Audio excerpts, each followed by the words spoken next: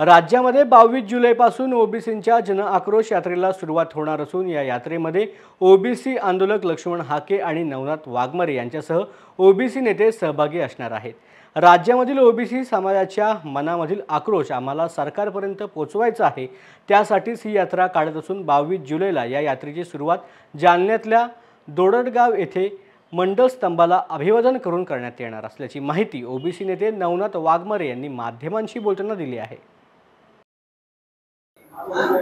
समन्वयकांची होती, ज्यामध्ये या जिल्ह्यातील ओबीसी घटकातील विविध समाजातील सर्वच प्रमुख या बैठकीला उपस्थित होते आणि या बैठकीतून आम्ही असं निष्पन्न झालं आहे की आम्ही ठरवलेला जो 22 जुलै रोजीपासून जो दौरा म्हणजे ओबीसी आरक्षण बचाव जन आक्रोश यात्रा,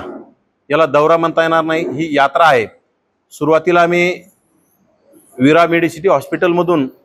आम्हाला डिस्चार्ज मिळाल्याच्या नंतर आम्ही अभिवादन दौरा 2 दिवसाचा केला होता आणि त्या दौऱ्यामध्ये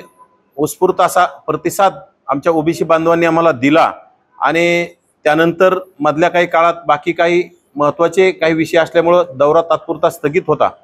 परंतु या राज्यातून अनेक जिल्ह्यातून तालुक्यातून ओबीसी बांधवांचे फोन आणि मागणी होती की आपण कुठेतरी दौरा काढला पाहिजे आणि खरंच आज राज्यामध्ये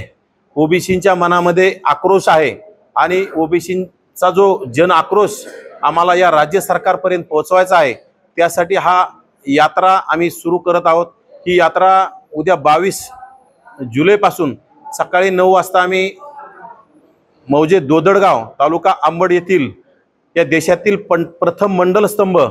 या मंडलस्तंभाला अभिवादन करून